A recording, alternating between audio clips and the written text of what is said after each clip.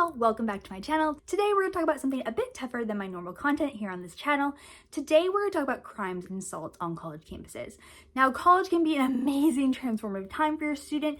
They're going to learn so much, make lifelong relationships, and really set themselves up for their future careers. But there is also a dark side, I'd say, to college campuses. Just like there's a dark side to any city and any town that you're living in, where bad things can happen. Different crimes and assaults can happen to the students, unfortunately. And today I want to take you through the entire process of what college campuses are required to do for reporting and supporting students through these issues. Now, it's not something that I like to dwell on, but I think it's important information for everyone to know prior to sending their student to college, prior for a college student going to college, to know the importance of safety, what is required by a college campus, and what can be some support things for them if unfortunately they are the survivor of a crime or of an assault. So let's get into it. So, reporting requirement. So all colleges and universities within the US who receive federal funding are required to report all crimes, all assaults, and all steps they take to prevent or help after the fact with these cases, and make this report public every single year. Now, this is called the Clery Report. Now, this is all made possible by the Clery Act. Now, I'm going to refer to the Clery Act many times within this video, and I'm going to link for you below in the description box the actual full website. So if you are interested in learning more about the Clery Act, you can learn about it there. Now, giving you the background though about the Clery Act. So the full name of this act is the Jane Clery Campus Safety Act. Now, this came into law in 1990, unfortunately, after Jane Clery, at 19 years old, was attacked and killed in her dorm room. At the time, campuses were not required to report crime statistics, crimes happening in the area, or provide timely warnings to students in the campus community when crimes were being committed near their college or university. Now, unfortunately for her assault and murder, this individual who committed these crimes was on kind of a spree, and the university did not let anybody know. And unfortunately, she was found in her dorm room after this happened. Now, her parents advocated hard for her that no other student, no other family should have to go through that. And that is how we got the Clery Act today and all of our reporting and notification systems that are now required. It's unfortunate that this had to happen to her to make this law possible, but I'm so grateful for her parents for advocating and making sure this will not happen to any other students. So now we're going to get into what the Clery Act requires. There's so many pieces of this. I'm going to try to break it down as simply as possible, but it's important for you to know. So by October 1st of every year, colleges and universities are required to send in and publish on their websites a report that provides all of this information that is going to be very public. And now this includes criminal offenses, which I'm going to read for you this list. I'll put it here on the screen because it's lengthy. Criminal homicide, murder, or non-negligent manslaughter, or manslaughter by negligence, sexual assault, rape, fondling, incest, statutory rape, robbery, aggravated assault, burglary, motor vehicle theft, and arson. This also requires any information about hate crimes, which include larceny, theft, hate crimes, simple assault, intimidation, destruction, damage, or vandalism of property. The third thing that is required to be reported is any hazing incidences that happen. Fourth is any crimes that fall under the Violence Act Against Women Act, such as domestic violence, dating violence, or stalking. And then the final category is arrests and referrals for disciplinary action, which include weapon law violations, drug abuse violations, and liquor law violations. That is so much being included in one report. And as you imagine, that's a lot of information to go through. But by having this transparency, you as a support person, parent, or as a college student can really see what is happening on the college campus and part of the surrounding area before making a decision to go to that college or stay at that college. Now, it is important to note that this is not just reporting on what is happening on campus.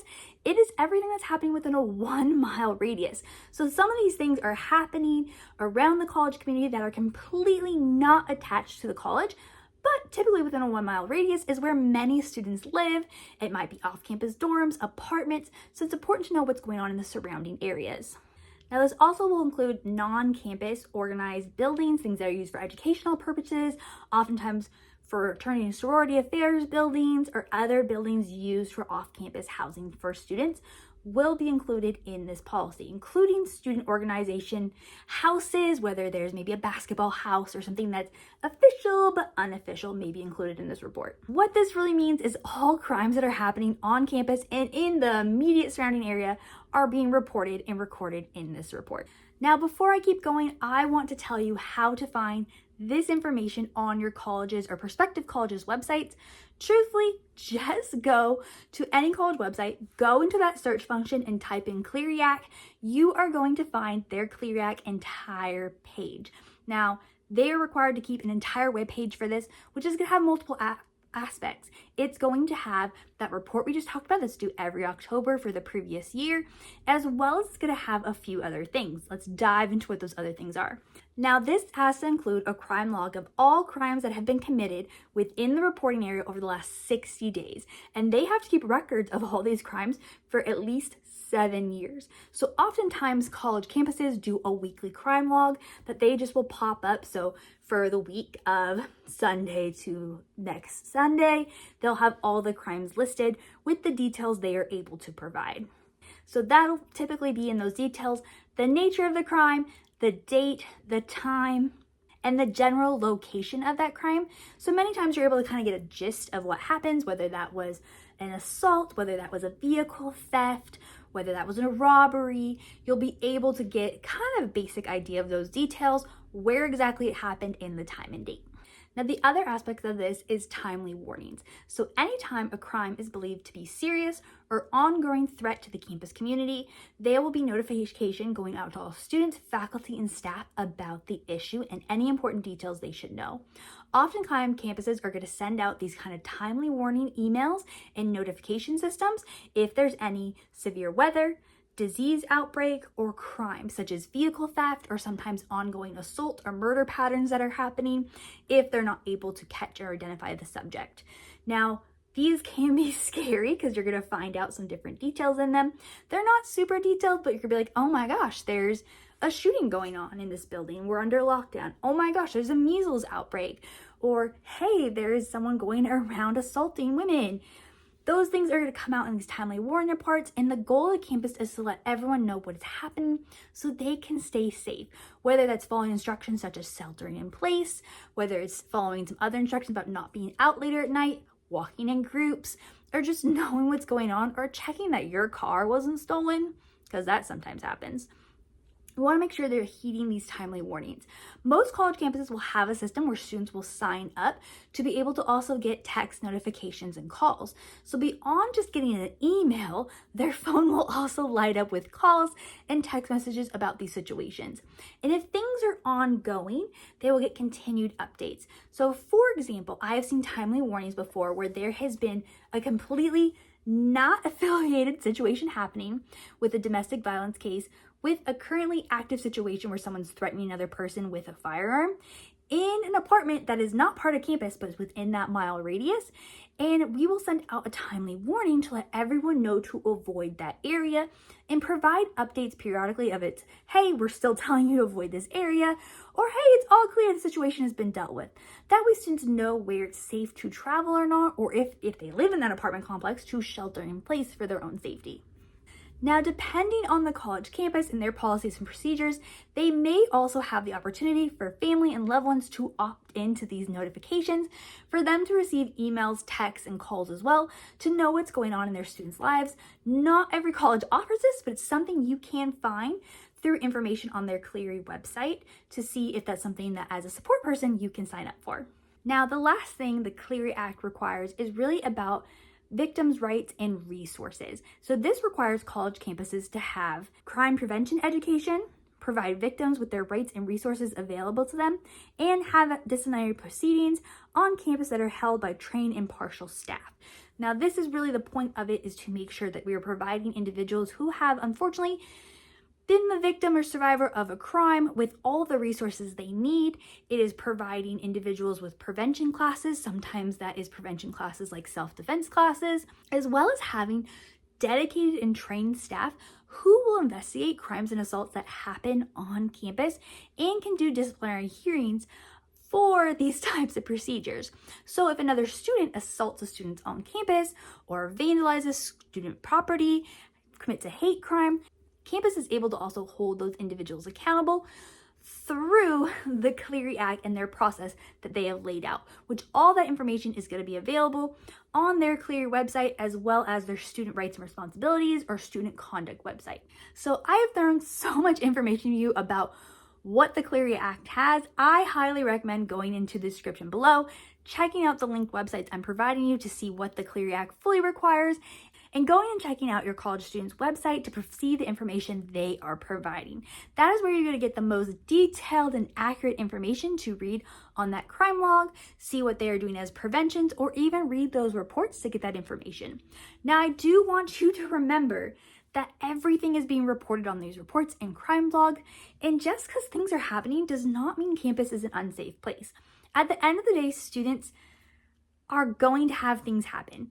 Students can stay safe by walking in groups, by not walking out alone late at night, using different systems on campus. Many systems now have the blue light system on their campus where there's literally blue poles with lights and call boxes on them. So if a student is feeling unsafe, they can hit the button and be connected directly to UPD or other services on campus to help support them.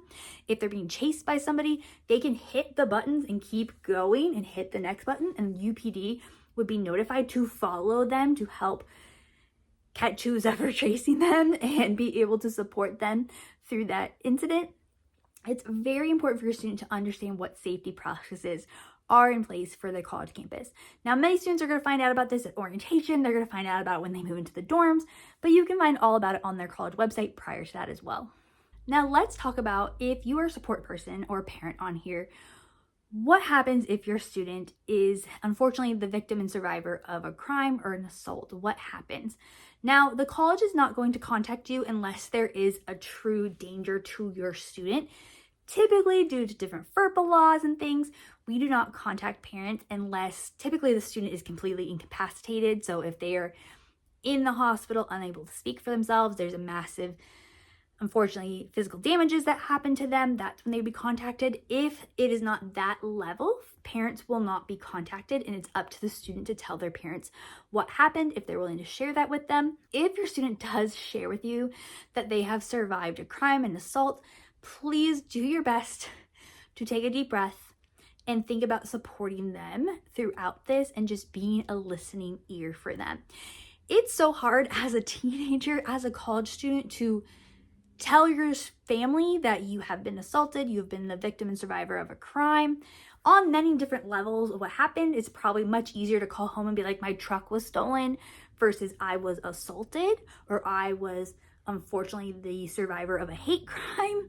Those are things you don't want to call home about as a student, but if your student does share that with you, know that there are tons of resources on campus that can help and support them. So let's talk through those. Now, almost every campus is going to have campus police who's going to help with investigation, materials, evidence of different crimes.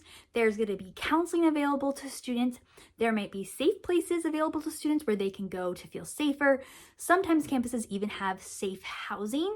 So if a domestic violence situation occurs or someone is assaulted in their living space and they do no longer feel safe there, there's often temporary housing colleges can move students to be safe until it's safe for them to return to their space. And there's also going to be advising to be able to help provide them support throughout figuring out their academic journey, why they are going through this, whether it's in best interest for them to keep doing school or maybe take a little time off, as well as you have the Title IX office and investigators who are going to investigate what's going on and then further go through this with disciplinary action if it's warranted. Now, I want you to remember that no matter what, every college has individuals who are trained to handle this. Staff goes through so much training to be able to support students who have dealt with these situations. There's always going to be individuals who are able to advocate for your student, talk them through the process, and help them every step of the way. Now, obviously, when something happens, it may not feel like that, but your student's always going to get resources. Even if a student is a survivor of a crime or assault and they say, I don't want to do anything about it, I don't want to press charges, I don't want them in trouble, campus is still going to probably email your student and provide them with a list of all these resources. So if they decide later they need assistance with something, whether or not they want to press charges or have disciplinary action against a student, they still can get those resources. They still can get priority into counseling. They still can get advising to talk about their school. They can still have help with all those things days, weeks, months later if they need it. They're not going to be left abandoned because they said, oh, I don't want your help. You know, in the initial reaction of something happening, you don't want other people around you. You're like, no, thank you.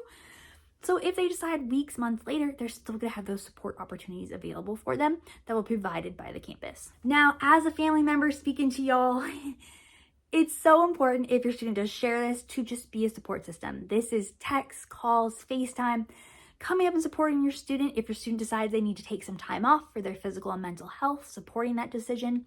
Taking time off from school is not the end of the world. I've seen so many students take planned educational leaves due to different circumstances happening in their lives and come back way stronger and finish their degree, whether that is at the institution or at other schools.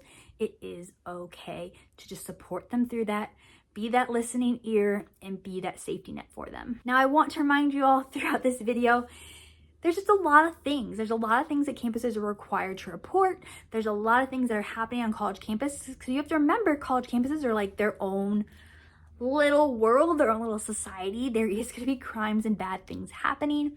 But there is resources in place to help let everyone know timely if something bad is happening and people need to be aware of it. There is things in place to be able to support those individuals who are victims and survivors of these assault cases, to be able to support them through their entire journey, whether that's mentally, physically, or through their education. It may happen to your student, it may not. And I've been in meetings where I've had parents be like, you had X amount of robberies last year and X amount of this, and how do we know this school is safe? There's no school on this earth that can tell you it's 100% safe. And I have been to private schools that are locked down and they are not 100% safe. No matter what college and university is, there's gonna be risk, just like there's risk in everyday life with you going to the grocery store, going to Walmart, running errands, walking down the street. There is going to be risk and things can happen. But it's about preparing for them, knowing the resources, knowing what's gonna be reported, and being able to support one another through them if they do happen. So this video is a bit heavier. I know it's not my usual style of content, and I feel a little awkward doing it, to be honest, but I just wanted you all to know about the Clery Act, what colleges are required to provide, and how you could look up that information. I'll make sure to provide links below for more information for you to be able to look up and find those resources that are most important to you. I hope you all are having a wonderful day and staying healthy.